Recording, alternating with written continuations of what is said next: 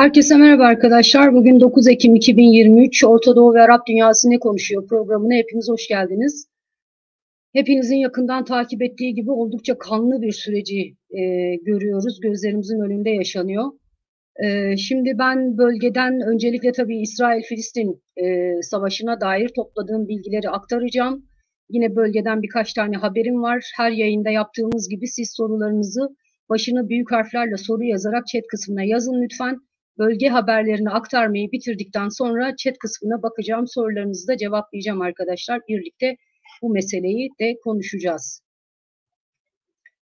Evet, şimdi Gazze'den başlayalım arkadaşlar. Şimdi Gazze'de İsrail tarafında daha doğrusu ölü sayısı yaklaşık 1000'e yaklaştı. Gazze'de ise ölü sayısı 500'e ulaştı neredeyse. Bunun 91'i çocuk, 61'i kadın, 3000'e yakın da yaralı olduğu belirtiliyor. Bunun dışında İsrail'in saldırıları sebebiyle 1000'den fazla binanın tamamen ya da kısmen yıkıldığı belirtiliyor arkadaşlar. Zaten gündüz sosyal medyadan görmüşsünüzdür. Cibaliye diye bir yerin bombalandığını gördük. O kadar gerildim ki arkadaşlar konuşmakta zorlanıyorum. Kusura bakmayın bu akşam. Cibaliye denilen bir yerin bombalandığını gördük İsrail tarafından. O bölgenin çok büyük çarşılarının olduğu, çok sayıda dükkanın olduğu belirtiliyor. Yine çok katlı binaların olduğu bir yer. Korkunç görüntüler var gerçekten. Bazı görüntüleri izledim. Böyle çoluk, çocuk, kadın, işte parçalanmış insanlar vesaire. Aynı zamanda da alet edevat yok. İnsanların elleriyle o yıkıntıların altından insanları çıkarmaya çalıştığı çok sayıda görüntü var. Zaten dün gece de sabaha kadar İsrail Gazze'yi bombaladı. Dün gece çekilen görüntülerde de çok net görülüyor ki yine alet edevat yok. Telefonun ışığıyla ya da küçük el fenerleriyle, hani hepimizin evinde olur ya, küçük el fenerleri, bir ya da iki pille çalışan, onlarla enkaz kaldırma çalışmaları yapıyorlar. Öyle görünüyor. Diğer taraftan Gazze'de 2 caminin ve 22 tane de kamu binasının tamamen yok olduğu belirtiliyor arkadaşlar. Yine internetin büyük ölçüde de kesildiği belirtiliyor Gazze'de. Şimdiye kadar en az 120 bin Gazze'linin evini, mahallesini terk ettiği belirtiliyor. Ve yine Filistin Kızılay'ın açıklamasına göre bu İsrail'in saldırılarında 2 sağlık çalışanı da hayatını kaybetti. Diğer taraftan hala Hamas'ın elinde kaç tane rehine olduğu belli değil şu saate kadar. Ama Hamas da bu konuyla ilgili bir bilgi vermiyor. İsrail tarafı da tahmini rakamlar söylüyor arkadaşlar. Henüz İsrail tarafı da kaç kişinin hayatını kaybettiği ya da kaç kişinin kaçırıldığı gibi sorulara yanıt bulmaya çalışıyor. Öyle görünüyor. Hamas'ın elinde yüzlerce rehine olabileceği belirtiliyor. Bu arada Hamas, Batı Şeria'yı ve Filistinlilerin yaşadığı diğer bölgeleri de ayaklanmaya çağırdı, İsrail'e karşı koymaya çağırdı. Bunun dışında İslami Cihat'tan bir açıklama vardı arkadaşlar. İslami Cihat demiş ki adamlarımıza askerlerin nasıl kaçırılacağı konusunda eğitim verdik demiş. Bir de en çok sorulardan biri şuydu. Yani Hamas, İslami Cihat ve diğer 12-13 tane örgütle birlikte İsrail tarafına geçip saldırıya başladıkları zaman birçok insanın aklında şöyle bir soru canlanmıştı. Peki Hamas 5000 tane roketi nereden buldu? Yani Gazze'nin çok ağır bir kuşatma altında olduğunu biliyoruz. Peki Gazze'ye 5000 tane füze nereden girdi ya da roket nereden girdi diye. Bugün bütün bu sorulara resmen cevap olacak bir açıklama da geldi Hamas'tan ve Muteber 1 adlı hava savunma sistemini tanıttı. Hamas aslında bir füze sistemi. Basit bir şey ama elbette ki Hamas'ın kendisinin yaptığı bir füze sistemi. Arkadaşlar Gazze'de Hamas, İslami Cihat gibi örgütler kendi füzelerini, roketlerini daha doğrusu havan toplarını yapabiliyorlar. Bu yeni bir şey değil. Birkaç yıldır küçük atölyeler kuruldu orada ve kendi roketlerini yapabilecekleri teknolojiye de sahipler. Bunu da belirtmek gerekiyor. Bugün de zaten Hamas'ın tanıttığı Muteber 1 adlı sistemle birlikte bu da iyice kesinleşmiş oldu. Diğer taraftan yayından birkaç dakika önce hepimizin kanını donduran bir açıklama geldi Kassam Sözcüsü'nden. El Kassam Tugaylarının sözcüsü dedi ki halkımıza yönelik uyarmadan yapılan her saldırıda bir rehine infaz edilecek. Ayrıca bu rehinenin infaz edilme görüntüsü ve kim olduğu da yayınlanacak dedi. Şimdi tam da bu açıklamayı yaptığı sırada canlı yayın devam ederken Gazze'ye yönelik bir saldırı da geldi. Dolayısıyla hani bir rehine infazı gelir mi gelmez mi açıkçası herkes diken üstünde onu bekliyor. Bu arada İsrail vatandaşı olan Araplar da var arkadaşlar. İsrail parlamentosunda aktif olan Arap partiler de var. Yine İsrailli Arap Partisi Ra'am'ın lideri Mansur Abbas bir açıklama yapmış. Kendisi İsrail vatandaşı ve İsrail parlamentosunun temsilcilerinden biri, üyelerinden biri. Ve Mansur Abbas demiş ki Gazze'deki Filistinli gruplara seslenmiş. Demiş ki elinizdeki esirleri serbest bırakın. İslami değerler kadınları, çocukları ve yaşlıları rehin tutmamayı emrediyor. Bu insani adımın derhal atılması lazım diye bir çağrıda bulunmuş. Bakalım Abbas'ın bu çağrısı karşılık bulacak mı Hamas'ta? Diğer taraftan arkadaşlar Arap basınında enteresan bir haber vardı Arapça basında. Şimdi o da şundan dolayı önüme çıktı. Şimdi El-Kassam Tugaylarından sürekli bahsediyoruz. Özellikle hatta dikkatinizi çekmiştir belki. Mesela İsmail Haniye'den, Hamas'ın politbüro şefi. Yani normalde Hamas lideri aslında. Politbüroyu falan bir tarafa bırakalım. Halit Meşal, İsmail Haniye, bu gibi isimlerin, İsmail Haniye politbüro şefi, Meşal de bir öncekiydi. Bu gibi isimlerin çok fazla ön plana çıkmadığını görüyoruz. Ağırlıklı olarak hepimiz Kassam Tugaylarının adını duymaya başladık. Özellikle de Kassam Tugaylarının komutanı Muhammed Eddaif ismini çok sıklıkla duymaya başladık. Kimmiş bu Daif diye biraz araştırma yaptım. Karşıma birkaç tane haber çıktı. Meğer Muhammed Daif yaklaşık 30 yıldır İsrail'in en çok arananlar listesinin başında yer alan isim arkadaşlar. Ve Daif'in sadece 3 tane fotoğrafı var. Bir tanesi çok çok eskiymiş. Ondan sonra ikincisi sadece gölgesinin olduğu bir fotoğraf. Üçüncüsü de yani çok silik bir fotoğraf. Tanınmayacak kadar kötü bir fotoğraf. Muhammed Daif fotoğrafı yok. Teknoloji kullanmıyor. Kendisi üniversitede olduğu dönemde de tiyatro ile ilgilenmiş. Ve defalarca kendisine yönelik suikastlerden kurtulmuş. Hatta Muhammed Daif'in annesi birkaç yıl önce ölmüş arkadaşlar. Daif'in cenazeye gidip gitmediği bile bilinmiyor. İsrail tarafı bile gitmişse bile belki de ya da Filistinliler dahi gelmişse bile cenazeye muhtemelen tanınmayacak kadar yaşlı bir adamdır belki de diye tahmin yürütüyorlar. Böyle bir hayalet bir komutanı var. Kassam Tugaylarının. Bu da önemli bir haber diye düşünüyorum.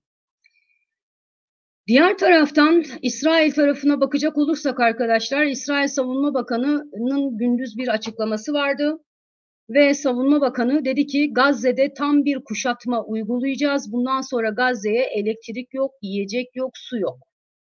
2 milyon insan yaşıyor Gazze'de arkadaşlar. 2 milyondan fazla insan yaşıyor. Zaten yıllardır, 10 yıllardır hatta kuşatma altında olan bir yer. Üst üste yaşıyorlar bir insanlar. Herhangi bir yere gidemiyorlar. Sürekli tepelerine bombalar yağıyor. Sivil halktan bahsediyorum arkadaşlar. A örgütü, B örgütünden değil. Bugün yani normalde işte 3 gün önce hayatı normal devam ederken bugün birkaç parçaya ayrılmış şekilde o yıkıntıların altından çıkarılan insanlardan bahsediyorum. Ve İsrail Savunma Bakanı bütün dünyanın önünde herhangi bir tepki görmeyeceğini, hatta belki de alkışlanacağını düşünerek çok rahatlıkla 2 milyondan fazla insanı 2023 yılında açlığa, susuzluğa, karanlığa mahkum edeceğini söyledi. Hiç kimsenin de tepkisi yok arkadaşlar buna.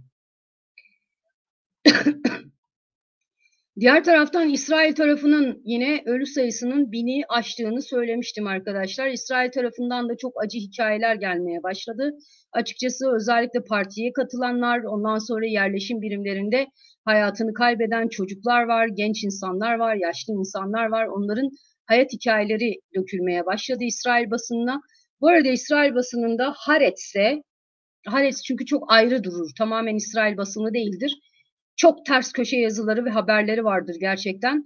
Haaretz gazetesi bugün bugünkü durumun, yani yaşanan gerilimin, gerginliğin, savaşın sebebinin Netanyahu olduğunu, Netanyahu'nun politikaları olduğunu belirten bir haberle, baş yazıyla çıktı.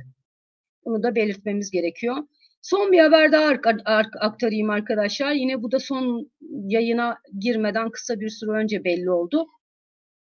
Mavi Marmara gemisini hatırlarsınız. Mavi Marmara gemisine yönelik saldırıyı komuta eden Eli Ginsberg olması lazım. Soyadını yanlış okumuş olabilirim. Öldürülmüş, Kassam Tugayları tarafından öldürülmüş arkadaşlar. Hatırlayacak olursanız Mavi Marmara gemisine İsrail'in saldırısından dolayı 10 kişi hayatını kaybetmişti o dönemde. Şimdi İran'a gelelim. İran'la ilgili iki tane haberim var arkadaşlar. Biri İsrail-Filistin savaşına dair elbette. Şimdi İranlı Nergiz Muhammedi'ye Nobel Barış Ödülü'nün verileceği duyurulmuştu. Siz de görmüşsünüzdür zaten. İran tarafı demiş ki bu Nobel ödülü politik bir sebepten dolayı, yani İran karşıtlığından dolayı veriliyor ve biz bu kararı kınıyoruz demişler. Bunun dışında bir de bölge basınına, Arapça basınına konuşan İranlı Kudüs güçlerine, devrim muhafızlarının Kudüs güçleri vardır arkadaşlar bir de içinde. Devrim muhafızlarının Kudüs gücünün ona yakın, daha doğrusu bir isimsiz kaynak, ismini vermek istemeyen kaynak demiş ki İran'ın Hamas'ın İsrail saldırısının planlamasında ve uygulama aşamasında herhangi bir payı yoktur demiş arkadaşlar. Evet, açık açık vardır diyecek değillerdi ama gerçekten olmayabilir. Onu da söyleyeyim arkadaşlar. Yani tamam, Hamas ve İslami Cihat gibi direniş örgütleri silahını, parasını, işte istihbaratını, hatta insan gücünü, medya gücünü, birçok şeyi İran'dan alıyor. Bu doğru, sır değil. Hiç kimse de saklamıyor bunu. Ama son saldırı, yani İsrail'e yapılan saldırıdan İran'ın haberi de olmayabilir. Gazze'de tamamen Gazze'de planlanmıştı olabilir arkadaşlar. Bu arada bugün bununla ilgili birkaç tane haber vardı Arapça basında. Diyorlar ki normalde ilk gün saldırının, yani Hamas saldırısının gerçekleştiği ilk gün herkes böylesi bir saldırı aylarca planlama gerektirir diyordu. Ama bugün Arapça basında çıkan haberlerde birkaç gün içinde bir planlama yapılıp hazırlığın gerçekleştirildiği söyleniyor arkadaşlar. Bu da bir ihtimal olarak bir kenarda dursun. Gelelim Irak'a. Irak Başbakanı Sudani Ürdün Kralı ve Sisi ile görüşmüş.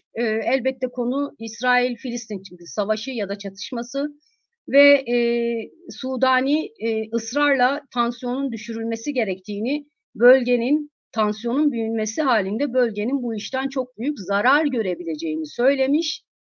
Ama aynı zamanda Irak hükümet sözcüsü demiş ki bugün olanlar uzun yıllar devam eden İsrail baskısının sonucudur ve Filistin halkını destekliyoruz demiş hükümet sözcüsü.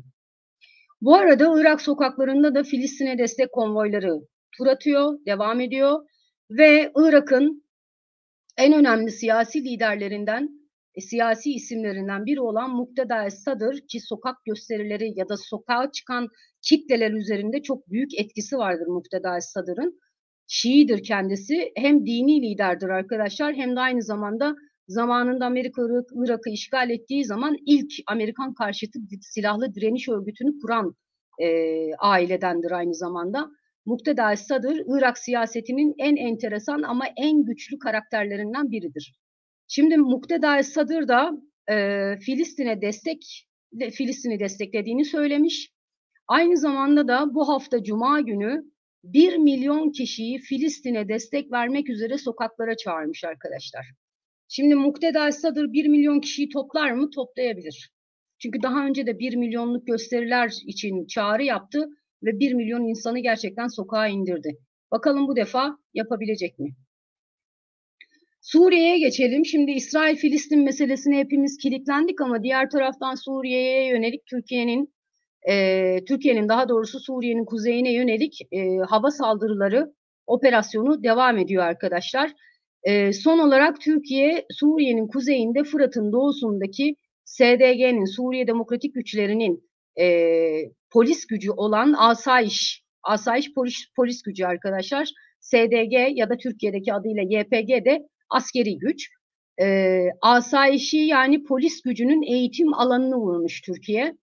Londra merkezli İnsan Hakları Gözlemevi diyor ki Türkiye'nin bu hava saldırısında 20 kişi hayatını kaybetti, çok sayıda kişi de yaralandı diyor. Bunun dışında Kürtlere yakın kaynaklar da Türkiye'nin bu operasyonunda 2 çocuğun hayatını kaybettiğini iddia ediyor.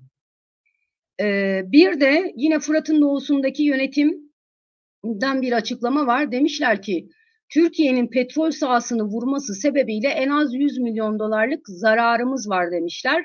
Bunun dışında Türkiye biliyorsunuz enerji santrallerini ya da işte büyük trafo, aslında enerji santrali dediğimiz de o. Büyük trafoları, petrol alanlarını, ondan sonra askeri, polis gücü vesaire bu noktalara yönelik günlerdir devam eden hava saldırıları yapıyor. Ve bu operasyonun neticesinde Kamışlı dahil olmak üzere önemli noktaları elektrik veren trafoların tamamen işlevsiz kaldığı belirtiliyor. Suriye'nin kuzeyinden devam edelim. İdlib, diğer taraftan da arkadaşlar Rusya desteğiyle Suriye ordusu Şam'a bağlı olan Suriye ordusu İdlib'e yönelik çok sert bir hava saldırısı, kara saldırısı sürdürüyor.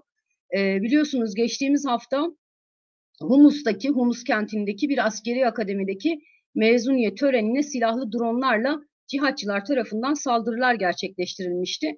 Ve bu saldırılarda resmi rakamlara göre 90'a yakın yine Londra merkezli İnsan Hakları Gözlemevi'nin iddiasına göre de 120'den fazla insan hayatını kaybetmişti. Bu saldırının ardından Rusya havadan, Suriye ordusu da karadan İdlib'i vurmaya başladı. Çok sert saldırılar gerçekten. İdlib'de de birçok yerin yerle bir olduğu, birçok binanın yerle bir olduğu belirtiliyor. Bununla ilgili görüntüler de var zaten. Yine İdlib'deki yerel yardım organizasyonları diyelim, 2 kadın ve 1 çocuğun hayatını kaybettiği söylüyorlar. 20'den fazla da yaralı olduğunu belirtiyorlar. Ve son olarak Arap Ligi, 22 Arap ülkesinin üye olduğu bir lig arkadaşlar, ama çok çok etkin, çok çok aktif değildir. Kınamalar yayınlar genelde, işte son dönemde biraz aktif olmaya çalışıyor. Arap ülkelerinin kendi aralarındaki ortak kararlarını aldıkları bir platform diyelim buna. Suriye'de ayaklanmanın başlamasının ardından Şam'ın üyeliğini iptal etmişti Arap Ligi. Bu yıl Şam'ın üyeliğini geri verdiler Arap Ligi'ne. Ve bu çerçevede Arap Ligi yıllar sonra, yani 2011'den sonra ilk defa Suriye'de Şam'ın kontrolündeki bir bölgedeki saldırıyı kınadı. Humus'taki askeri akademiye yönelik saldırıyı kınadı. Hatta bununla ilgili itirazlar da var. Mesela Kürtler diyor ki Türkiye'nin saldırısını niye kınamadı diyorlar. Ondan sonra İdlib'dekiler de diyor ki Arap Ligi Humus'taki akademiye yönelik saldırıyı kınadı ama Şam'ın ve Rusya'nın İdlib'e yönelik saldırılarını görmezden geldi diye suçlamada bulunuyorlar. Ve Lübnan. Arkadaşlar bir gözüm de telefonda. Neden telefonda? Çünkü Hizbullah lideri Hasan Nasrallah bugün bir açıklama yapacak arkadaşlar. Saat 8.30'da başlayacak açıklama ve o açıklama oldukça önemli bir açıklama. Şimdi bugün akşam saatlerinde Hizbullah'ın kontrolündeki Güney Lübnan'la İsrail sınırında karşılıklı ilk önce roket atışları başladı. Ondan sonra silahlı çatışmaya dönüştü. Hatta İsrail tarafı telleri aşarak İsrail tarafına geçen 5 kişilik bir gruptan 4'ünün vurulduğuna dair görüntüleri de yayınladı İsrail. Bu arada yine İsrail'in Güney Lübnan'da bazı yerleşim birimlerine yakın noktaları da vurduğuna dair haberler geldi. Şimdiye kadar 2 çocuğun yaralı olduğu belirtiliyor. Zaten Güney Lübnan'a yakın merkezlerden çok sayıda ambulansın da sınıra gönderildiğine dair görüntüler düşmeye başlamıştı ajanslara ben yayını hazırlanırken. Şimdi saat 8.30'da Hasan Nasrallah'ın bir açıklaması var. Hizbullah lideri. Hasan Nasrallah'ın bu açıklaması çok önemli arkadaşlar. Çünkü Hizbullah bu savaşa girecek mi, girmeyecek mi? onun cevabını ya da en azından ipuçlarını alacağız bu açıklamayla birlikte. Şimdi normalde bölgeden analistler, uzmanlar diyorlar ki Hizbullah kolay kolay İsrail'le savaşa giremez. Neden giremez? Çünkü Hizbullah aynı zamanda Lübnan içindeki siyasi bir yapı. Aynı zamanda askeri gücü de var. Hizbullah'ın İsrail'le savaşa girmesi demek bütün Lübnan'ı savaşa sokması demek arkadaşlar. Dolayısıyla Hizbullah böylesi bir kararı tek başına veremez ve bu savaşa giremez diyorlar analistler. Hatta Lübnan Dışişleri Bakanı Şarkul Efsat'a konuşmuş bugün ve Dışişleri Bakanı da demiş ki Hizbullah'tan İsrail'e saldırmayacağına dair söz aldık demiş. Lübnan'daki taraflar da çok tedirgin çünkü gerçekten Hizbullah savaşa girerse İsrail bütün Lübnan'ı yangın yerine çevirebilir. Bu arada İsrail bugün Lübnan sınırında Hizbullah'ın bir gözlem kulesini de vurdu. Bunun da görüntüleri yayınlandı. Akşam saatleriydi arkadaşlar. Evet, şimdi gelelim Mısır'a. Mısır'dan bir kaynak Associated Press'e konuşmuş arkadaşlar. Ve demiş ki biz İsrail tarafını daha önce defalarca uyardık demiş. Ne konuda uyarmışlar? Şu konuda demişler ki daha doğrusu istihbarat kaynağı demiş ki İsrailliler Batı Şeria'ya odaklandılar. Gazze'den gelen tehdidi küçümsediler. Ve Mısır istihbaratı bu iddiaya göre İsrail tarafını Gazze'deki durumun ciddiyeti konusunda defalarca uyarmış ve İsrail bunu görmezden gelmiş. Daha da önemlisi Mısır istihbaratı İsrail'e demiş ki büyük bir şeyler geliyor demiş. Bunu da ciddiye almamış İsrail tarafı arkadaşlar. Şimdi akşam saatlerinde Times of Israel'de gördüm. İsrail önemli gazetelerinden biri. O bir haber yayınladı ve İsrail tarafının, İsrailli yetkililerin bu iddiayı yalanladığını söyledi. Yani İsrail tarafı diyor ki hayır Mısır bizi böyle bir konuda uyarmadı, böyle bir konuşma geçmemiştir diyor. Diğer taraftan Mısır istihbaratı neden önemli? Hatta bu sabah bölgeyi bilen arkadaşlarla konuşuyordum Arap coğrafyasından ve arkadaşlarımdan biri dedi ki yani Mossad'ın Hamas'ın saldırısını bilmemesi anlaşılabilir. Peki Mısır istihbaratı niye bilmiyordu diye. Neden Mısır istihbaratı bu kadar önemli? Çünkü Mısır istihbaratı Filistinliler için de çok örgütlüdür, çok etkilidir arkadaşlar. Yani Mısır'dan habersiz Gazze'de hiçbir şey olmaz. Dolayısıyla Mısır istihbaratının çok büyük ihtimalle bu saldırıdan ya haberi vardı ya da çok büyük bir şey yapılmak üzere niyetin olduğundan haberi vardı. Bunu da İsrail'e dolaylı olarak söylemeye çalışmışlar ama İsrail tarafı umursamamış yetkilinin iddiasına göre.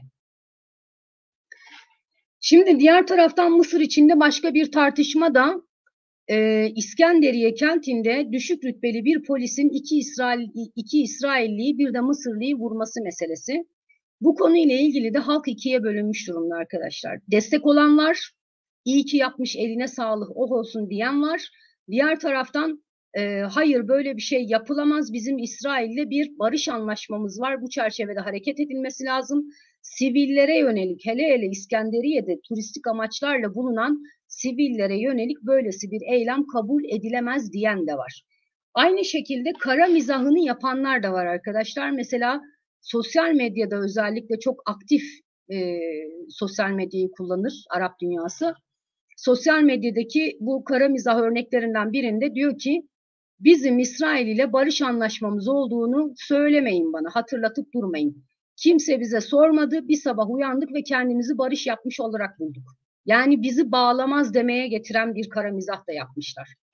Bunun dışında Mısırlı yetkililer Filistin ve İsrail çatışmasında iki tarafa da itidal çağrılarında bulunuyorlar. Ama diğer taraftan Mısır sokaklarında Hamas'a ve Filistinlilere destek turları atılıyor arkadaşlar. Aynı şey sosyal medya için de geçerli. Yani Mısır ve Filistin kelimelerini Arapça yazın, bir girin. O kadar çok sosyal medyada destek postu var ki inanılmaz. Bunun dışında bir de Mısır'ın iç gündemi var arkadaşlar. Cumhurbaşkanlığı yarışı başladı. Hatta mevcut Cumhurbaşkanı Sisi'ye karşı yarışmak üzere iki tane aday da adaylığını koydu. Bakalım yarışı tamamlayabilecekler mi? Çünkü Sisi 3. dönem aday oluyor arkadaşlar ve kolay kolay koltuğu bırakma niyetinde de değil. Dolayısıyla muhaliflerine yönelik her türlü sindirme hareketine girişebilir diye iddialar da var. Ve Mısır'dan son haberim. Mısır'da bir Efkaf Bakanlığı var arkadaşlar. Arap dünyasında var bütün ülkelerde. Efkaf Bakanlığı bizim Diyanet'in bakanlık hali. Ama Efkaf Bakanlıklarında o ülkede yaşayan bütün dinlerin ve mezheplerin temsilcileri vardır. Yani başkan Sünnidir, başkan yardımcısı işte biri Hristiyandır, biri Dürzidir, biri Kıptidir, biri bilmem Alevidir, Şiidir vesaire. Hem Müslüman İslam mezhepleri hem de Hristiyan mezheplerinin de temsilcileri bulunur. Yani bizim Diyanet'le farkı da budur. Mısır'daki Efkaf Bakanlığı'ndan bir yetkili açıklama yapmış. Demiş ki camiler siyasete alet ediliyor. Bundan sonra buna izin vermeyeceğiz demiş arkadaşlar. Burada da Müslüman kardeşler yeniden camileri kullanmaya mı başladı şeklinde bir takım sorular ortaya çıkmış. Ve son haberlerim Katar. İsrail-Filistin savaşı ile ilgili aktif rol alan ya da rol almak isteyen ülkelerden biri de Katar arkadaşlar. Katar en azından kadın mahkumların yani İsrail hapishanelerindeki kadın ve çocuk, çünkü İsrail hapishanelerinde çok sayıda 18 yaşından küçük Filistinli de var. İsrail hapishanelerindeki kadın ve çocuk mahkumların Hamas'ın elindeki rehinelerle takas edilmesi için arabuluculuk girişiminde bulunmuş arkadaşlar. Ve bunu Hamas'a yakın kaynaklarda doğrulamışlar. Diğer taraftan Suudi Arabistan da devreye girmiş. Tansiyon bir an önce düşürülmeli diye bir açıklama yapmış. Aynı zamanda yine Suudi Arabistan kaynaklarına göre Cumartesi gecesinden beri Veliaht Prens Muhammed Bin Salman ve Dışişleri Bakanı hem İsrail'le hem de Hamas'la çok yakın temas halindeymiş. Bir arabuluculuk girişimi yürütmeye çalışıyor, bir ateşkes sağlamaya çalışıyor Suudi Arabistan'da diye haberlere yansımış bu girişimde. Son iki ülkemiz arkadaşlar Fas. Fas'ta resmi olarak da halk düzeyinde de Filistin'e çok büyük bir destek var. Hatta Filistin'e destek gösterisi de yapıldı. Çok da büyük bir gösteriydi. Aynı zamanda Fas'ta normalleşme karşıtı cephe var. Hangi normalleşme? İsrail ve Filistin, İsrail'in Arap dünyasıyla normalleşmesine karşı olan bir cephe de var. Ve bu cepheyle konuşmuşlar Fas basınına göre. Ve bu kişi de yani yetkili de demiş ki ilk kez yani Hamas'ın İsrail'e saldırısıyla birlikte ilk kez ümitlendik çünkü ilk kez savunmadan çıkıp saldırıya geçti Filistinliler demiş. Ve Sudan'daki savaşı herkes unuttu arkadaşlar. Yani İsrail-Filistin savaşı olmasaydı bile zaten unutulmuştu da. Sudan'da ölü sayısı 9.000'e ulaştı. Yaklaşık 4,5 milyon civarında göçmen var. Bunun 1.200.000 kadarı komşu ülkelere göç etmiş arkadaşlar. Kalanı ise ülke içinde farklı şehirlere, kasabalara vesaire göç edip hayatını kurtarmaya çalışıyor. Evet arkadaşlar, Orta Doğu ve Arap dünyasına ilişkin benim aktaracaklarım bu kadar. Şimdi chat kısmında sorularınıza bakacağım hemen. Ama rica ediyorum başına büyük harflerle soru yazın, olur mu?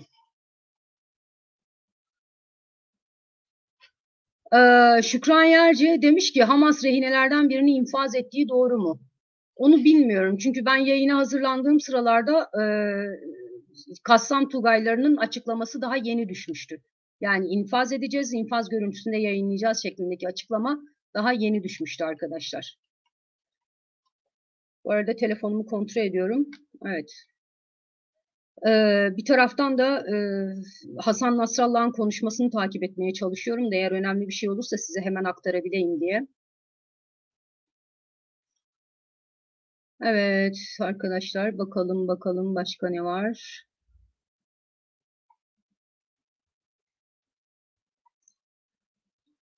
Evet doğru söylüyorsunuz Muharrem Bey. Hamas'ın elinde 1000'e yakın rehine var diyen de var. Ama bunun kaçı kadın, kaçı çocuk, kaçı yaşlı, kaçı asker, kaç tane rütbeli var? Bunların hiçbirini bilmiyoruz. Özür dilerim. Bakalım. Yani Nevşin Mengü ile ilgili bir şey var burada da arkadaşlar. Nevşin Mengü çok iyi bir gazetecidir. İyi de bir insandır. Yani mesleğini cesur da bir kadındır. Dolayısıyla bana böyle şeyler yazmayın lütfen. Hatta kendisine de yazmayın. Ön yargılı da yaklaşmayın lütfen Nevşin'e. Evet.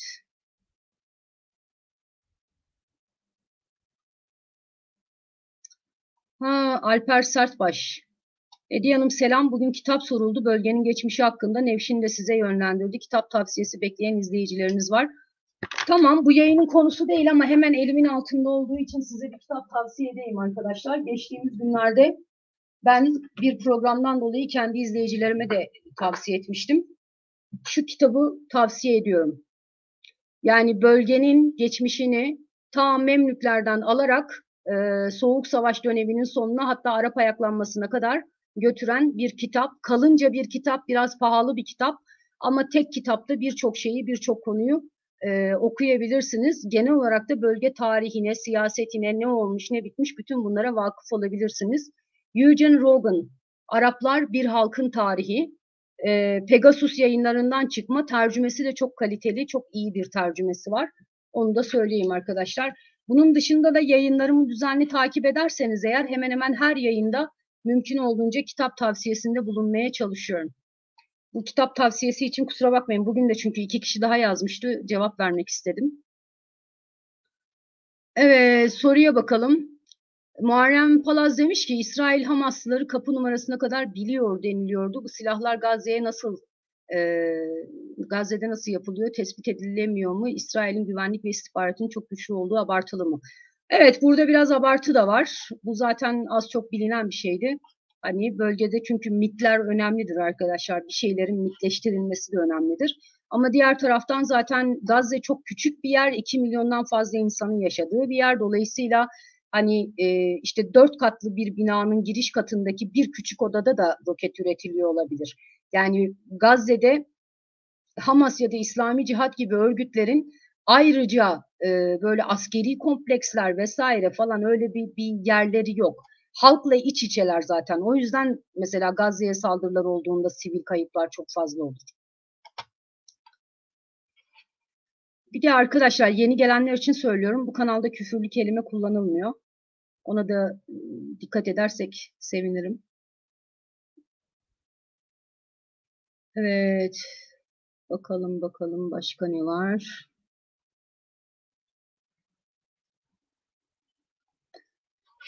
İlhan Bey demiş ki ne oldu da bu olaylar bu boyutta patladı? 10 yılların birikimi bu. Yani burada bir şey değil arkadaşlar. Şimdi mesela herkes Twitter'da bana yazanlar da oluyor. Hamas rüzgar ekti fırtına biçti vesaire diye. Arkadaşlar öyle bir şey değil bu. Hamas'ın öfkesini de ona bakarsanız İsrail ekti. 10 yıllardır devam eden bir öfke söz konusu. Filistinliler açısından, yani işte dayak da var, hapse atılmak var, işsiz bırakılmak var, evinin yıkılması var, tarlasının yakılması var. Aklınıza gelebilecek her türlü hakaretle karşı karşıyalar.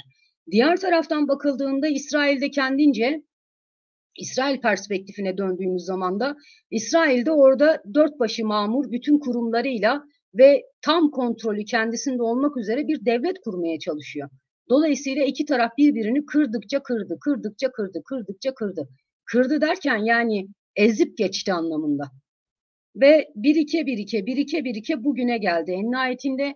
Ve Filistin sorununun çözülemiyor olması her geçen yıl daha da kangrenleşmesine sebep oldu. Yani işte 90'larda Oslo süreci vardı, iki devletli çözüm konuşuluyordu, bir intifada ayaklanmanın etkisi söz konusuydu.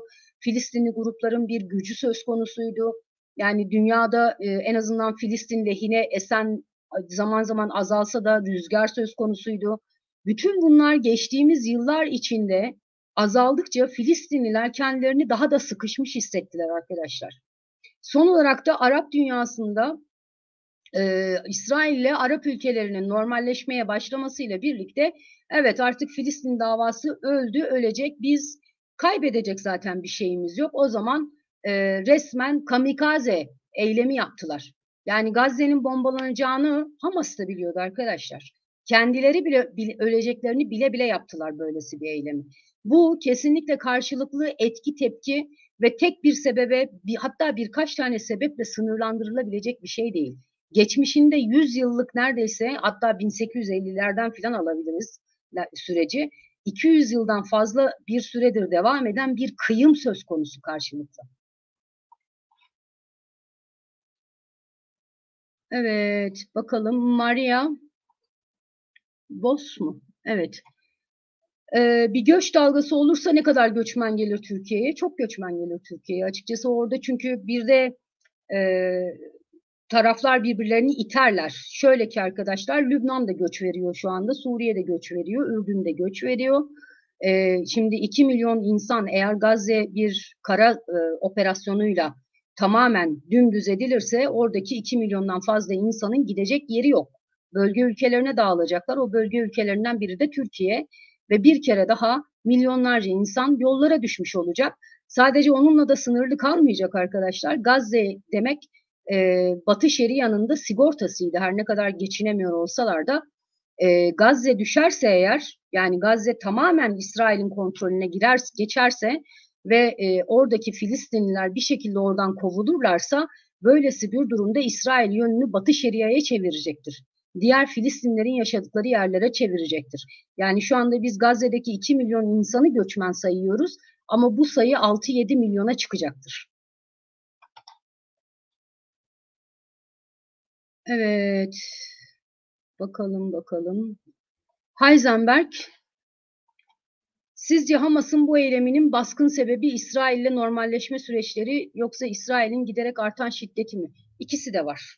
Yani çözümsüz kalmak, sıkışmak ve aynı zamanda İsrail'in de artık pervasız bir şekilde baskısını arttırması.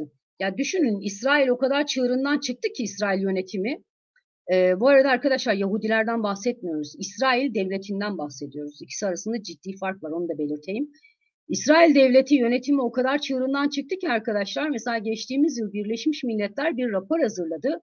İsrail'in Filistinlere karşı işledikleri suçları sıraladıkları bir rapordu bu.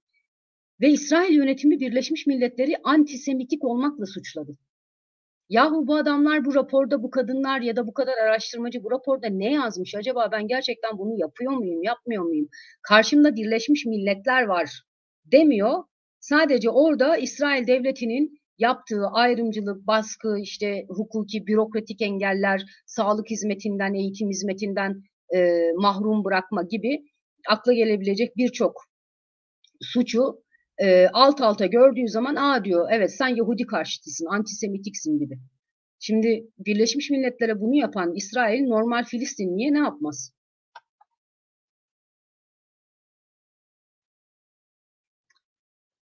Evet. İpek Özalp, haritalar değişecek demek ne demek? Ee, Valla bilemiyorum. Yani evet bakalım. Soru. Muharrem Palaz demiş ki İsrail elektrik, su, yakıt, yardım yollarını keseceğini söyledi. Hatta Savunma Bakanı hayvanları yok edeceğiz dedi. Gazze'de yaşayanları göz göre göre ölüme mahkum etmek oluyor. Ülkeler buna tepki göstermez mi demiş. Şu ana kadar tepki gösteren olmadı arkadaşlar. Bundan sonra da tepki gösterecek olan yok. Dünya ülkeleri, Avrupa ülkelerinden bahsediyorum arkadaşlar. Ama Türkiye gibi ülkelere, iki tarafla da ilişkisi olduğu için söylüyorum Türkiye'yi. Türkiye gibi ülkelere, Mısır gibi, Suudi Arabistan, Birleşik Arap Emirlikleri gibi ülkelere burada çok büyük rol düşüyor. Gerçekten çok yapıcı roller üstlenmeleri gerekiyor. Nilgün Durgun demiş ki İsrail sonuçta Gazze'yi ilhak etmeyi mi planlıyor? Mümkündür. Doğu Akdeniz doğalgazı birçok ülkenin iştahını kabartırken mümkün müdür? Kesinlikle mümkündür. Bununla ilgili de kısa bir bilgi vereyim bilmeyenler için. Arkadaşlar Doğu Akdeniz'deki meşhur gaz yatakları var ya herkesin konuştuğu. İşte Türkiye'nin Mısır'la falan arada bir papaz olduğu mesele. Gazze açıklarında da şey var, gaz yatakları var. Ve hatta bununla ilgili de İsrail, Mısır ve Mahmut Abbas yönetimi, Batı Şeria'daki Mahmut Abbas yönetimi görüşmeler yapıyorlardı. Hamas ondan sonra karşı çıktı. Dedi ki Gazze'yi biz yönetiyoruz. Dolayısıyla Gazze açıklarındaki gaz yatakları Gazze'lilerin hakkıdır diye. Sonra görüşmeler durdu yani. Ama kesinlikle Gazze birincisi o gaz yatakları açısından önemli. İkincisi de çünkü İsrail kendisine ait olduğunu iddia ediyor gaz yataklarının. İkincisi de arkadaşlar hatırlıyor musunuz? G20 zirvesi vardı birkaç hafta önce. Orada Amerikalılar bir ticaret güzergahı açıkladılar. Yani Hindistan'dan başlayıp ta Almanya'ya kadar giden, Orta Doğu'dan da geçen bir ticaret güzergahı. O ticaret güzergahının üzerinde Gazze ciddi bir sorun olarak duruyor. Dolayısıyla İsrail açısından Gazze probleminin tırnak içinde söylüyorum İsrail'in bakış açısına göre, İsrail'e göre Gazze birçok açıdan sorun. Ama aynı zamanda Gazze'nin tek seferde bir operasyonla dümdüz edilmesi, işte bir kara operasyonuna girişilmesi, bütün bunlar çok büyük riskler de taşıyor. Çünkü Gazze, geçen gün yaptığım yayında da ısrarla söylemiştim. Arkadaşlar Gazze tek seferlik işte girdim çıktım, şunu aldım çıktım, işte şuna nokta operasyonu, kara operasyonundan bahsediyorum. Şuna operasyon yaptım çıktım denilecek bir yer değil. Ya topyekün kara operasyonu yapacaklar Gazze'ye, ya da Gazze'nin dış sınırlarına sınırlı bir operasyon yapacaklar. Bunun başka yolu yok. Ama eğer operasyon yapılırsa orada tabii milyonlarca Filistinli göçmen durumuna düşecek. Filistin direniş örgütlerinin bekası ne olacak? İşin daha da önemli kısmı şu, ne olursa olsun bu insanlar devletsiz kalmışlar 10 yıllardır. Şimdi o devletsiz kalan insanların elinde Gazze var. Ve ellerinde Gazze varken bu kadar tehlikeliler, ellerinden Gazze bile alındığında ne hale gelirler, tehlike ne kadar büyür?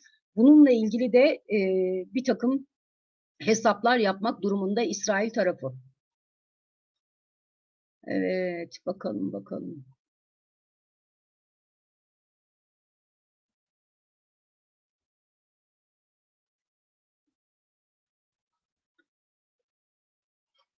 Evet, Meryem Özlem demiş ki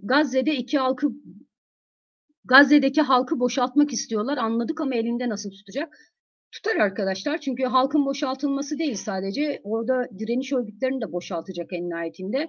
Ee, Yani direniş örgütleri de öyle bir durumda Ürdün'e gidecek, Lübnan'a gidecek, oraya buraya dağılıp gidecekler yani. Hiçbir ülkede mesela Ürdün'den diyelim ki işte Hamas Ürdün'e gitti. Mesela farazi söylüyorum. Zayıf bir ihtimal ama farazi olarak. Diyelim ki Hamas Ürdün'e gitti. Arkadaşlar Hamas'a Ürdün toprakları üzerinden İsrail'i vurmasına göz yummaz. Dolayısıyla direniş örgütlerinin kalesi durumunda şu anda Gazze. Eğer Gazze'den ayrılırlarsa zaten güçleri çok büyük ölçüde kolları kanatları kırılmış olacak. Evet, bakalım. Tayla Taylanonat, değil mi? Evet, gözü kullanmam gerekiyordu arkadaşlar. Gözü kullandığımda zaman da yansıma yapıyor. O yüzden göz tam okumakta zorlanıyorum. Yanlış okuduysam da kusura bakmayın lütfen. Demiş ki İran Hizbullah'ı savaşa müdahale etmeye zorlar mı? Yoksa Hizbullah Lübnan'daki tüm problemlere rağmen kendi isteğiyle savaşa dahil olur mu? İsrail'in Lübnan'a girme ihtimali nedir? Eğer Hizbullah İsrail'le savaşa girerse kesinlikle İsrail de şeye girecektir. Lübnan'a girer arkadaşlar. İran zorlar mı? Ben İran'ın zorlayacağını düşünmüyorum. Çünkü Hizbullah'ın savaşa girmesi demek İran'ın da savaşa girmesi demek. Böylesi bir süreçte yani nasıl e, finanse edilecek bir savaş o da ayrı bir mesele. Çünkü İran'ın da savaş dediğimiz şey çok büyük kara delik gibi bütçe yutar arkadaşlar. Dolayısıyla İran da bunun altından kalkabilir mi yoksa bir vekalet savaşı devam etsin de böyle mi olsun der e, göreceğiz. Evet, Nilgün Durgun demiş ki Mahmut Abbas'ın Arafat'a yapılan suikaste bir şekilde rolü olduğu doğru mudur? Ya bir takım iddialar var. Arafat'ın öldürüldüğü vesaire ama eceliyle öldüğünü söyleyenler de var. Dolayısıyla bu da iddialardan biri. Bir şey diyemeyeceğim açıkçası. Emin değilim bu konuyla ilgili. O yüzden yorum yapmıyorum. Ruken Hanım demiş ki Hamas yönetiminde bağımsız bir Filistin devleti hedefi Filistin halkından tam destek görüyor mu? Görüyor tabii arkadaşlar. Hayalleri var o insanların. Yani bir Filistin devletinin kurulması, hala ellerinde anahtarlarla, tapularla yaşayan diaspora Filistinlileri var. Yani 80 senedir, 100 senedir o tapuları yanlarında gezdiriyorlar. Evet, bakalım. Muharrem Palaz demiş ki Suudi Arabistan'ın başı çektiği Orta Doğu ülkeleriyle görüşmeler ve işbirliği anlaşmaları sekteye uğrar mı? Ben uğrayacağını zannetmiyorum arkadaşlar. Aksine şu anda İsrail bölge ülkeleriyle ilişkilerini daha da normalleştirmek isteyecektir. Ve bu çerçevede tırnak içinde söylüyorum. Sonuçta bu normalleşme süreçleri bir çeşit müzakere ve pazarlıklara dayalıdır. Bu çerçevede İsrail mesela bir Suudi Arabistan'a taviz bile verebilir bu dönemde. Ve sorunun devamı var. Demiş ki Suudi Arabistan eskiden olduğu gibi İsrail'e Filistin şartı konusunda diretir mi? Bunu ben de merak ediyorum ve bu konuyla ilgili de baktım basına, herhangi bir şey göremedim arkadaşlar. Bununla ilgili de yeni gelenlere kısaca bir bilgi vereyim. Şimdi İsrail Suudi Arabistan'la ilişkilerini normalleştirmek istiyor. Hatta Amerikalıları arabulucu yaptı İsrail. Ve Suudi Arabistan'da dedi ki bir tane şartım var. Gidip Filistinlilerle anlaşacaksın ve Filistinlilere bir takım haklar vereceksin demişti.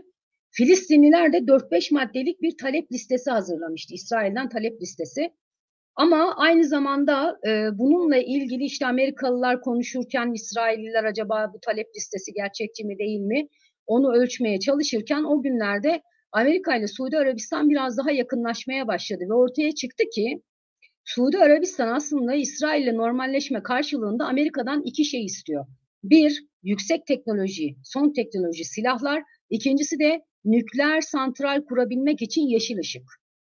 Dolayısıyla aslında Amerikalılardan o iki talepte bulunduktan sonra Filistinlilerin talepleri de biraz sümen altına itilmiş gibi geliyor bana. Evet, bakalım.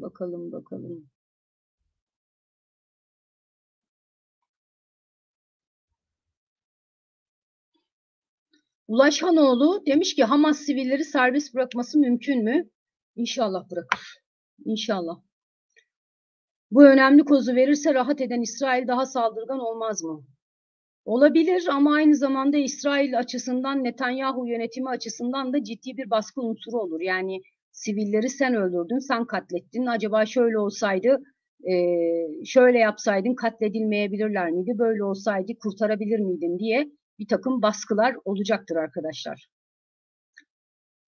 Muharrem Palas demiş ki rehine takası hemen başlamaz diye düşünüyorum. Hamas rehineleri kalkan olarak kullanacak. Bu süreçte ölenlerin sayısı da artacaktır. Diğer ülkelerin bu konuda bir girişimi var mı? Muhtemelen bugünden itibaren birçok ülke çok daha yoğun diplomatik trafiğe girmiştir arkadaşlar. Evet, Erdoğan Altay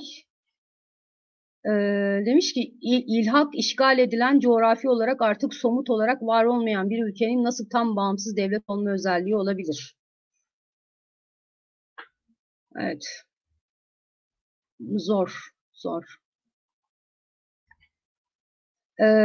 Nilgün Durgun demiş ki bölgeye sevk edilen Amerikan gemileri konusunda Şam ne diyor? Bu konuyla ilgili Şam'dan bir şey görmedim açıkçası.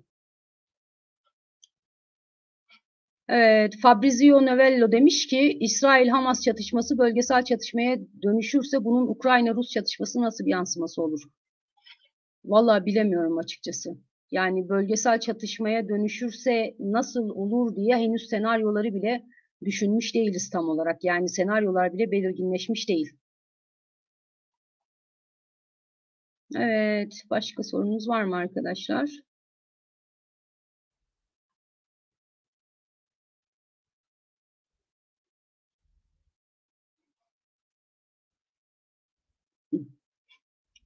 Bordu, güzel soru. Demiş ki Mısır istihbaratı neden İsrail'i uyarma gereği duymuş? Çünkü aralarında güvenlik anlaşması var, barış anlaşması var daha doğrusu. Mısır'la İsrail arasında. Ve Mısır'la İsrail arasında bir istihbarat paylaşımı da var arkadaşlar. Bunun dışında bir de Mısır sonuçta Gazze'nin komşusu. Yani Sina Gazze'ye açılıyor en nihayetinde. Dolayısıyla Gazze Savaşı bugün hatta Mısır basınında tonla şey vardı, yazı vardı, analiz. Çatışmalar Mısır'a yansır mı?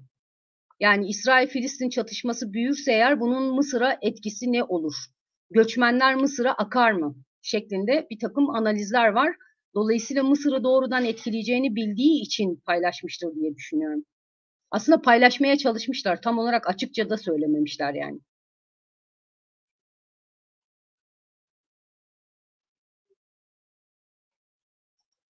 Murat Koz, Mert Koz özür dilerim demiş ki savaşın kitleselleşmesi ve bölge ülkelerine yayılması durumunda özellikle Mısır ordusunun ne derece etkin olabileceğini değerlendirir misiniz?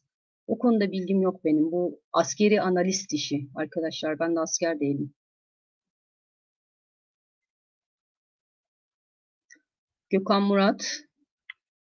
Hamas saldırısının 11 Eylül benzeri bir senaryo ile İran'ın işgal edilip Irak ve Suriye gibi zayıflatılması için bir bahane yaratabileceğini iddia ediliyor. Siz bu düşünceye katılıyor musunuz? Ben bu ihtimalin çok zayıf olduğunu düşünüyorum arkadaşlar. Yani İran bir Suriye değil açıkçası.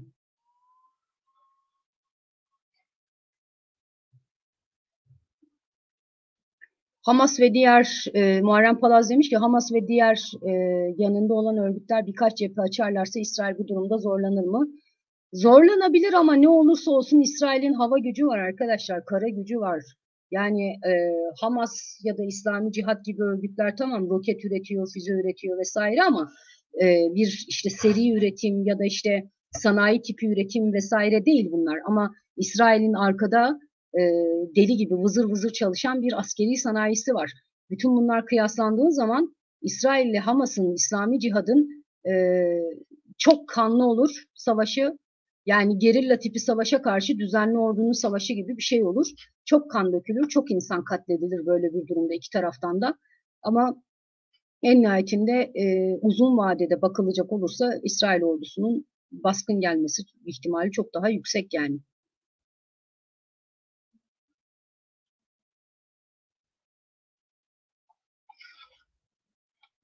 Ee, Başka ne var? Bakalım bakalım. Fatih Bey ne demiş? Kassam Tugaylarını nereden takip ediyorsunuz? Nasıl takip edebilirim? Ben Telegram kanallarından takip ediyorum. El Cezire'den falan takip edebilirsiniz.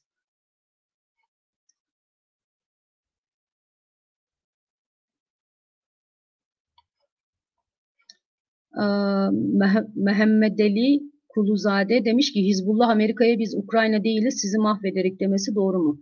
Duymadım. Eser Kemal ne demiş bakalım? Hizbullah sonuçta Lübnan'da bir siyasi parti onun fiili savaşa katılması savaşın yoğunluğunu İran'a kadar büyütür mü? Valla İran'a gidene kadar arada Suriye var, Irak var. Olan onları olur arkadaşlar.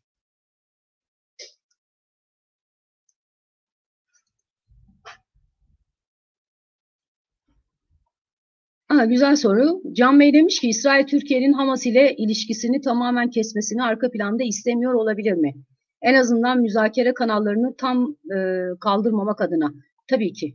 Yani İsrail'de sonuçta bir ara bulucuya ihtiyaç duyacağı zaman gideceği yer neresi olacak? Hamas'la İslami Cihat'ta ilişkisi olan bir ülke olacak arkadaşlar.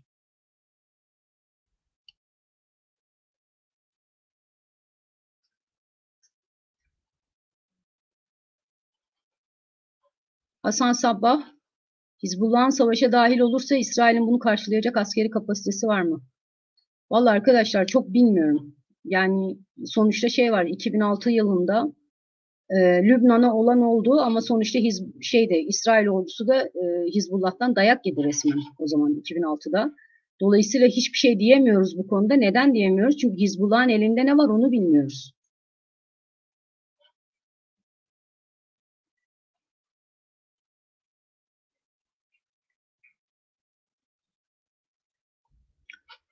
Evet, bana Litik demiş ki Ürdün'ün olaylara karışma ihtimali var mı? Eğer Gazze'ye yönelik tam tekmil bir şey yapılırsa bir kara operasyonu söz konusuysa olursa elbette ki Ürdün'e de yayılır arkadaşlar. Hatta Ürdün doğrudan topun ağzındaki bir ülke.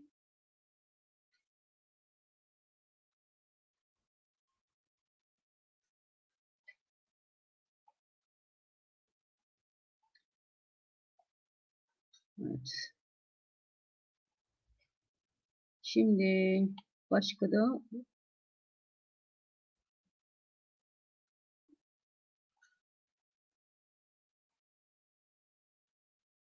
bakalım. Evet, Serhan Kubilay. Güzel oldu bu soruyu sormanız, hatırlatmanız. Çünkü aktarmayı unuttuğum bir şey vardı.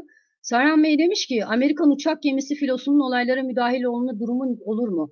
Şimdi Amerikalılar sonradan düzelttiler onu arkadaşlar. İlk başta hani e, Hizbullah'a karşı, Hamas artı Hizbullah'a karşı İsrail'e destek olarak gönderildi o gemi, uçak gemisi diye algılanmıştı. Ondan sonra Amerikalılar onu düzelttiler ve dediler ki hayır, eğer bölgesel bir savaşa dönüşürse diye biz uçak gemisini gönderiyoruz şeklinde bir düzeltme yaptılar.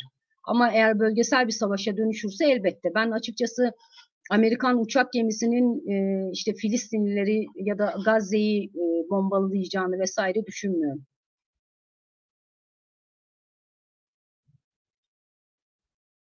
Evet.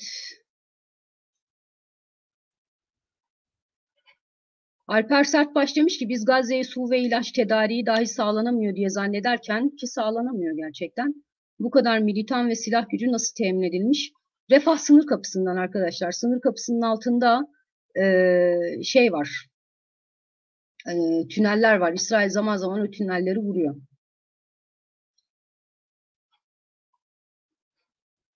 Yok Ersin Bey. İstediğinizi yapabilirsiniz ama küfür etmeyin mümkünse. Evet. Alper Sertbaş demiş ki Hamas ve Filistin halkını ayrı tutmakla hatalı mı düşünüyoruz yani? Bence evet. Yani arkadaşlar ne olursa olsun çoluk, çocuk, yaşlı işte tarayıp geçip ondan sonra işte genç bir kadının ki onun da Alman vatandaşı olduğu ortaya çıktı. İsrail'le askerlikle falan alakası yok kadının olsa bile ne olur. Yani soymuşlar üstünü başını arabanın arkasında vesaire. Gördünüz yani tüküren işte dizinin üstüne basmış vesaire cesetlerin üstüne tepinenler falan. Yani bunların hiçbir şekilde aklanacak bir tarafı yok arkadaşlar. Dolayısıyla Gazze'deki Filistinlerin hepsi Hamas değil. Ama diğer taraftan şunu da unutmamak lazım. Hamas ve İslami Cihat dışında İsrail karşısında durabilecek siyasi örgütü de kalmadı artık Filistinlilerin.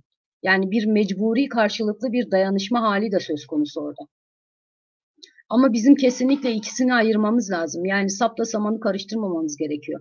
Çünkü Türkiye'de öyle bir noktaya geldi ki arkadaşlar, insanlar İsrail nefretinden Hamas savunur duruma geldiler. Hamas'ın her yaptığını savunur duruma geldiler. Hayır, değil aslında yani bir örgütün, bir grubun, bir şahsın her neyse %100 doğru, %100 yanlış yapması gibi bir şey söz konusu değil. Hele de Orta Doğu gibi bir coğrafyada. Dolayısıyla olay bazlı bakmamız lazım. Yani orada doğru yaptı ama yarın yanlış yapabilir. Bugün haklıyken yarın haksız duruma düşebilir. Bunları gözeterek taraf olmak gerekiyor. Ama her şeyden önce taraf olmamız gereken ne? İsrailli de olsa, Filistinli de olsa fark etmez. Sivil halk. Bedelini onlar ödüyorlar en nihayetinde. Özür dilerim.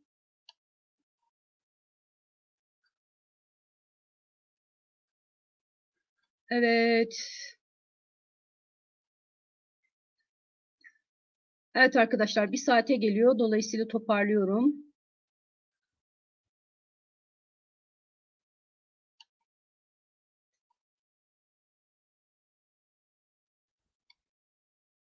Evet zannedersem bu kadar arkadaşlar. Soruların çoğuna az önce cevap verdim zaten. Bir saatte toparlıyorum bu arada. Bundan sonra yayınları onu da söyleyeyim.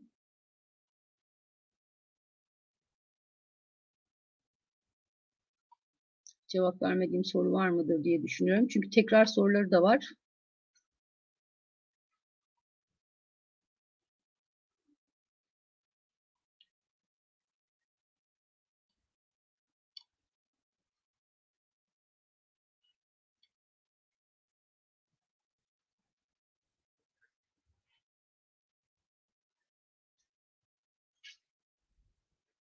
Evet arkadaşlar. Şimdi bir saat oldu. Dolayısıyla sorusunu atladıklarım kusura bakmasınlar lütfen. Tekrar sorular da var arada. Onlara girmek istemedim. Bu arada kanala yeni üye olanlar var, kanala destek verenler var. Hepinize teşekkür ediyorum arkadaşlar kanala desteğiniz için. Yeni gelenler de hoş geldiler. Yarın akşam ben yine burada olacağım. Sizleri de sorularınızla ve yorumlarınızla birlikte bekliyor olacağım. Şimdilik iyi akşamlar diliyorum. Hoşça kalın.